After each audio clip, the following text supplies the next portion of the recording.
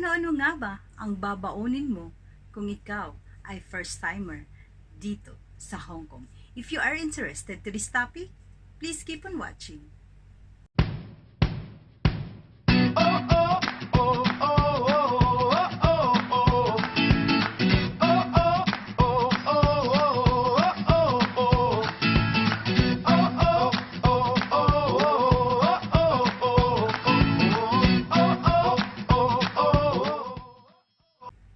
Yes guys, welcome and welcome back to my channel. And today's video, pag-uusapan natin kung ano-ano nga ba ang babaunin mo kung ikaw ay first timer dito sa Hong Kong.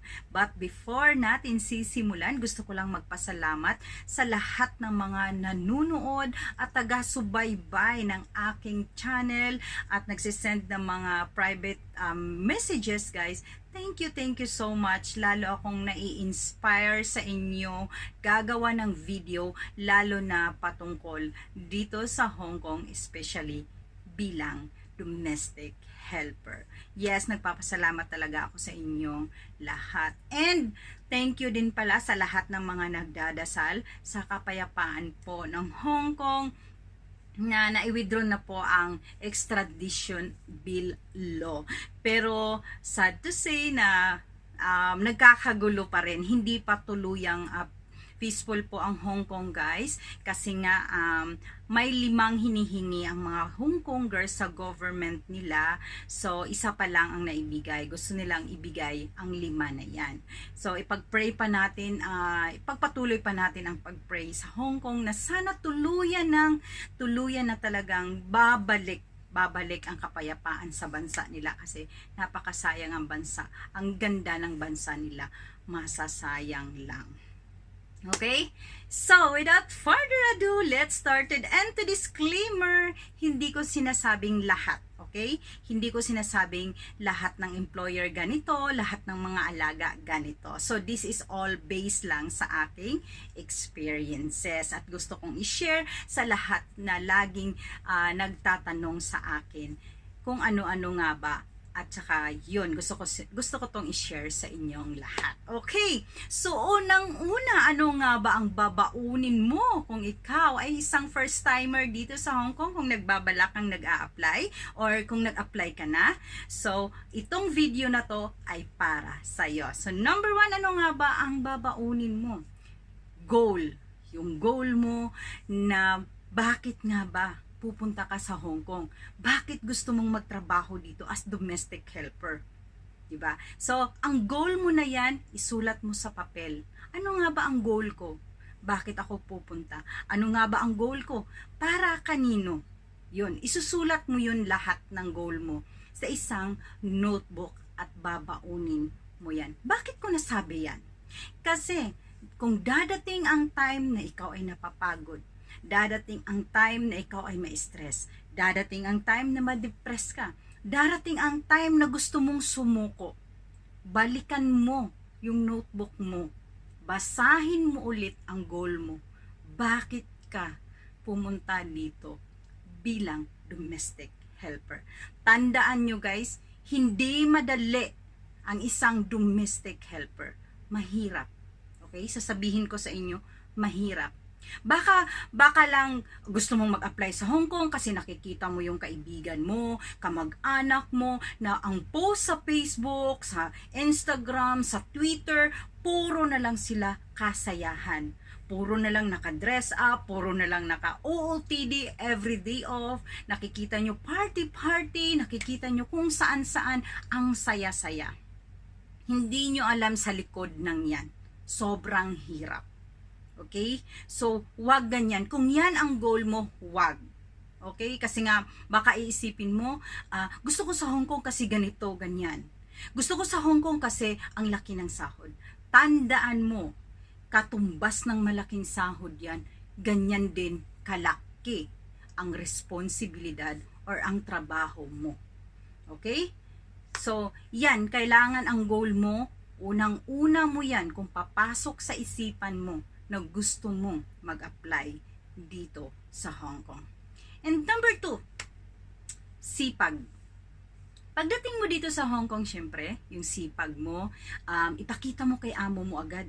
I-impress mo agad si amo mo na ang sipag-sipag mo sa trabaho. I-impress mo agad siya na ganyan ka magtrabaho. So, sipagan mo.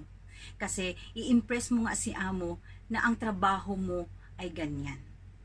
Para agad-agad, ma-impress si amo at ganahan agad sa'yo. Diba?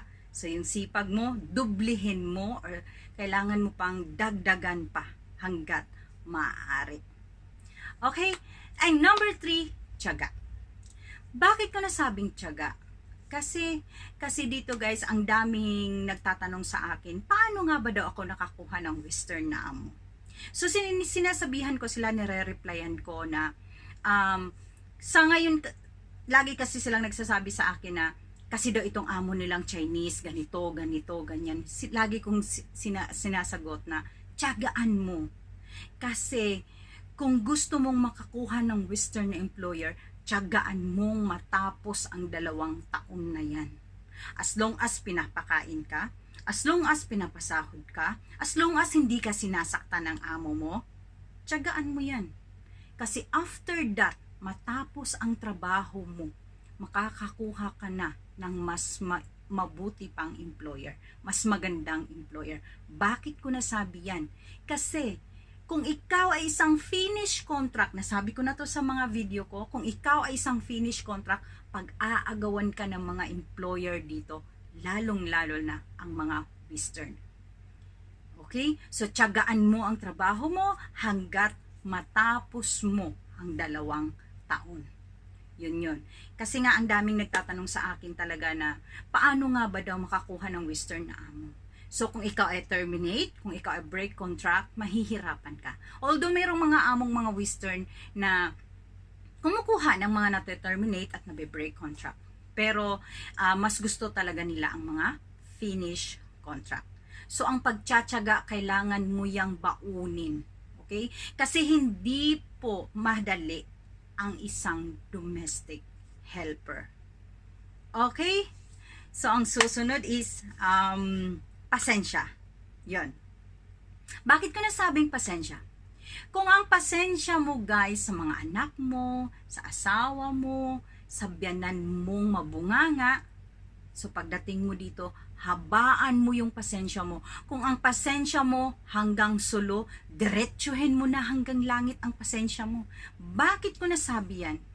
Baka ang madatnan mong amo, ang alaga mo, especially guys ha, hindi ko sinasabing lahat ng mga alagang Chinese mga bastos. Okay? This is based lang sa aking experiences. Yung una kong, yung dati kong amo, yung inalisan ko, is ang alaga talaga namin noon. Diyos ko, kung sabihin nyo na kung ano yung pinaka-naughty na bata, siya na yun, yung panganay. Kasi yung kambal, nakokontrol ko pa ang mga kambal, yung alaga namin dati. So, takot pa sila sa akin. Pero yung panganay talagang hindi ko na talaga siya kayang kontrolin. Kasi talagang yung grabe na talaga ang pagka-naughty niya. Kasi ang hirap, hindi mo siya pwedeng saktan. Okay? Kaya ang pasensya mo, habaan mo talaga. Lalo na pag may alaga kang bata. Kasi iba ang mga batang Western kaysa sa Chinese. Ang mga batang Western, mag-naughty man yan, hindi talaga yan gaya ng mga Chinese. So, mas ano pa lang, mild lang ang pagka-naughty ng mga Western. Hindi gaya talaga sa mga Chinese na mga bata. Hindi ko sinasabing lahat, okay? Pero ito lang yun ang base sa aking experiences. Kasi kung hindi ko hinabaan ang aking pasensya talaga noon sa aking alaga, nasubukan ko ng tadyakan, nasubukan ko ng suntukin, yung pagdudura talaga as in. Yun talaga ang ayaw na ayaw ko, yung duraan ako. Yung parang ang liit-liit mo na tingnan sa sarili mong duduraan ka. So hinabaan ko ang aking pasensya kasi iniisip ko, trabaho ito, kung ano man ang magawa ko sa batang ito, baka ikakapahamak ko pa. So, yun, iniiyak ko na lang kung ano man yung ginagawa ng alaga ko dati sa akin. Iniiyak ko na lang yun. Okay? Iniisip ko minsan, ang hirap pala talagang mag-alaga ng bata nang hindi yun. Yun. Kasi wala kang choice, kundi pasensyahan mo yung ginawa niya sa'yo. Yeah, yun. Ang pasensya mo, habaan mo. Halimbawa, yung amo mo madaldal. Mabunganga si among babae. Parang si biyanan mo lang. Okay? So, habaan mo rin ang pasensya mo kay madam. As long as hindi ka sinasaktan. Okay? Kasi meron talaga ditong mga madam na mabunganga. Okay? So, kailangan mo siyang habaan kung gusto mong tumagal sa trabaho. Yun. Kasi, sinabi ko na, ang pasensya mo, habaan mo, kasi dito, expect the worst. Okay? Ganyan lagi ang iset mo sa mind mo. Expect the worst. Kasi hindi madali. Sinabi ko na, hindi madali ang isang OFW. Lalo na ang mga domestic helper. Okay? Next, tibay ng loob at tibay ng sikmura. Bakit ko nasabing tibay ng loob? Kasi baka pagdating mo dito ilang buwan ka pa lang, 1 buwan ka pa lang, 2 buwan ka pa lang, mabalitaan mo si asawa mo ganito, meron ng ganyan, meron si anak mo ganito, ganyan. Paano na lang kung hindi matibay ang loob mo? Kung makakabalita ka agad ng ganyan. Kailangan mong tibayan ang loob mo. Huwag ka munang bumigay. Okay? So lahat yan, magdasal sa Panginoon. Kung ano man yung mga problema sa Pilipinas, kung ano man yung mga problema nila, huwag mong dalhin sa trabaho mo. Iiyak ka na lang sa loob ng kwarto mo, iiyak mo, pagkatapos magdasal. And after that, paglabas mo sa kwarto mo, huwag mo na siyang dalhin sa trabaho mo. Kasi madadamay lahat ang trabaho mo. Baka makabasag ka dyan, may mga utos si amo na hindi mo na matandaan kasi nga tolero na yung isip mo. Kasi nga yung problema sa pamilya mo ang lagi mo nang iniisip. Wag, okay? Pray kay Lord na sana lagi kanyang i-guide sa lahat ng gagawin mo. Kasi walang ibang tutulong sa atin dito kundi ang Panginoon lang. Okay? So, bakit ko nasabing tibay ng sikmura? Dalhin mo rin yan, baunin mo rin yan ang tibay ng sikmura kasi dito. Halimbawa ako, may alaga akong aso. Okay? May alaga akong aso. Siyempre, pag si aso, pinupulot dito yan guys. Yes, pinupulot namin ang poop ng aso. Walang keme-keme, walang arte-arte, pero meron akong halimbawa plastic. Okay? So ilalagay ko si plastic sa kamay ko and then mayroon pa akong newspaper. Kasi ayokong mahawakan yung mainit-init. 'Di ba?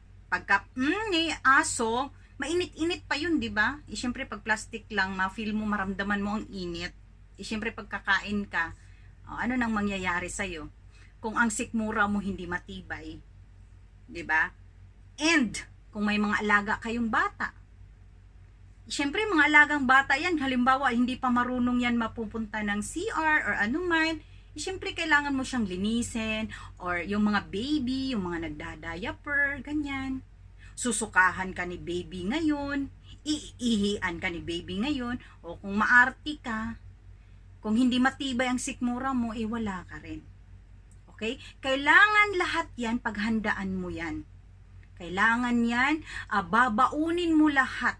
Paghandaan mo yan lahat.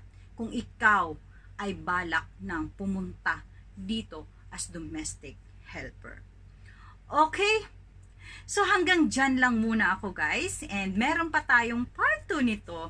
Abangan nyo ang part 2 kasi nga ayoko nang idagdag lahat kasi sobrang mahaba na ang ating video. Okay? Abangan nyo ang part 2 kung ano-ano pa. And marami pa akong i-video o i-vlog para sa inyo regarding dito sa Hong Kong, lalo na ang mga domestic helper. Okay? So marami pa akong i-share sa inyo yung hindi nyo nakikita sa ibang mga vloggers na andito sa Hong Kong.